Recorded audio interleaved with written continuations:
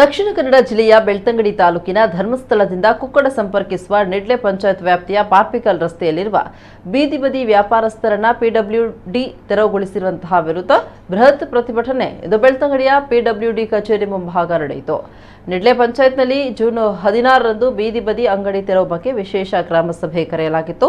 ಮತ್ತೆ ಜೂನ್ 22ರಂದು ವಿಶೇಷ ಸಭೆ ಕರೆದು ಅದರ ನಿರ್ಣಯದಂತೆ ಅಂಗಡಿ ತೆರವಿಗೆ ಪಿಡಬ್ಲ್ಯೂಡಿ ಇಲಾಖೆಗೆ ಪತ್ರ ಬರೆದಿದ್ರು. ಅದರಂತೆ ಲೋಕೋಪಯೋಗಿ ಇಲಾಖೆ ಅನಧಿಕೃತ 12 ಬೀದಿ ಬದಿ ಅಂಗಡಿಗಳನ್ನು ತೆರವುಗೊಳಿಸಿದ್ರು.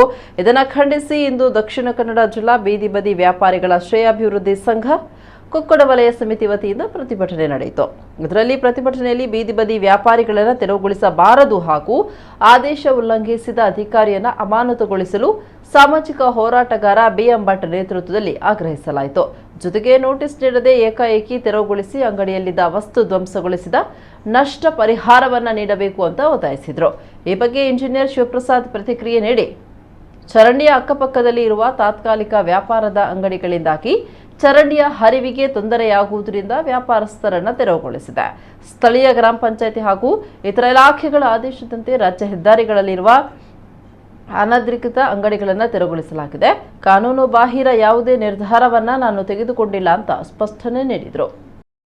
Street vendors and regulation of urban nagara street vending in the country and ಸ್ಪಷ್ಟಪಡಿಸಿದೆ ಮತ್ತು ensuring uniformity in legal framework for street vending across states ಇದು ರಾಜ್ಯಗಳು ಬಗ್ಗ ಯೂನಿಯನ್ ಟೆರಿಟರೀಸ್ ಕೂಡ ಖಾಲಿ ಅರ್ಬನ್ ಇಪ್ಪನ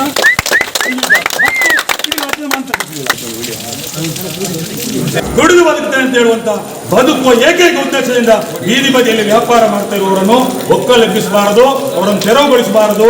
ಒಂದು ವೇಳೆ ಅಂಥದ್ದು ಮಾಡಬೇಕಾಗಿ ಬಂದ್ರೆ ಅವರಿಗೆ ಪರ್ಯಾಯ ಬೀದಿಯನ್ನು ಕೊಟ್ಟು ಒಕ್ಕಲೆಬ್ಬಿಸಬೇಕು ಅಂತ ಹೇಳಿದೆ.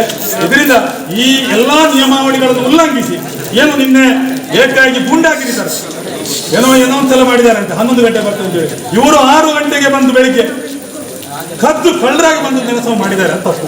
ಯಾಕಂದ್ರೆ ಒಂದು ಅವರ ವಸ್ತುಗಳನ್ನು ಎಲ್ಲ ನಾಶ ಮಾಡಿದ್ದಾರೆ, ಅವರ ಇದನ್ನು ಟರ್ಪಲ್ಗಳನ್ನು ಕಂಬಗಳನ್ನೆಲ್ಲ ತುಂಡು ಮಾಡಿ ಹಾಕಿದ್ದಾರೆ. ಇದೆಲ್ಲವನ್ನು ನಷ್ಟ ಪರಿಹಾರ ಕೊಡಬೇಕಾಗ್ತದೆ. ಅವರಲ್ಲಿ ಸಾಮಾನ್ಯ ಏನಿತ್ತು ಫಲ ವಸ್ತುಗಳನ್ನು ಅದನ್ನು ಕೂಡ ಕೊಡಬೇಕಾಗ್ತದೆ. ಅವರಿಗೆ ಪರಿಹಾರ ಕೊಡಬೇಕು ಅಂತ ಹೇಳಿ ಕೂಡ ನಾವು ಬೇಡಿಕೆಟ್ಟಿದ್ದೇವೆ.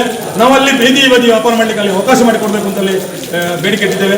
ಆದ್ರಿಂದ ಭಾರತ ದೇಶದ ಸಂವಿಧಾನವನ್ನು ಎತ್ತಿ ಹಿಡಿಯುವಂತ ಕೆಲಸ ನಾವು ಮಾಡೇ ಮಾಡ್ತೇವೆ. ಜೈಲಿಗೆ ಹೋದ್ರೂ ಸರಿ ಸಂವಿಧಾನಕ್ಕೆ ಬದ್ಧರಾಗಿ ನಾವು ಬೀದಿ ಬದಿ ವ್ಯಾಪಾರವನ್ನು ಮುಂದುವರಿಸ್ತೇವೆ ಅಂತ ಹೇಳಿ ಈ ಸಂದರ್ಭದಲ್ಲಿ ಹೇಳ್ತಾ ಈ ಪ್ರತಿಭಟನೆ ನಡೆಸಿದ್ದೇವೆ. ಎಷ್ಟು ಅಂಗಡಿ ಇವತ್ತು 10+2 12 ಅಂಗಡಿಗಳನ್ನು ತೆಗೆದಿದ್ದಾರೆ ಅಂತ ಗೊತ್ತಿದೆ.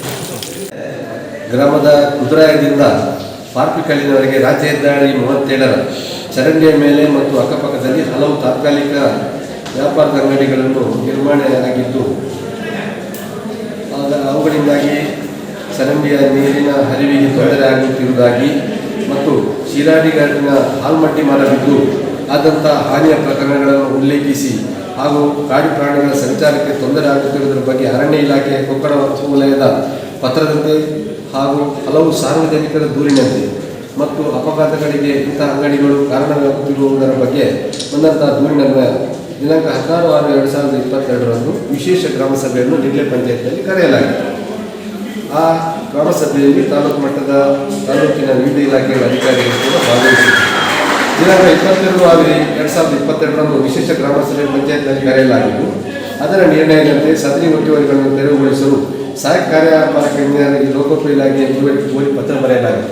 ಅದರಂತೆ ಲೋಕೋಪಯೋಗಿ ಇಲಾಖೆ, ಗ್ರಾಮ ಪಂಚಾಯತ್ ಹಾಗೂ ಸ್ಥಳೀಯ ಎಲ್ಲ ಇಲಾಖೆಗಳು ಸೇರಿಕೊಂಡು ಈ ಅನಧಿಕೃತ ಏನು ಗುಡಂಗಡಿಗಳು ರಾಜ್ಯ ಹೆದ್ದಾರಿಯ ಬದಿಯಲ್ಲಿದ್ದಾವೆ ಅವುಗಳನ್ನು ತೆರವುಗೊಳಿಸಲಾಗಿದೆ.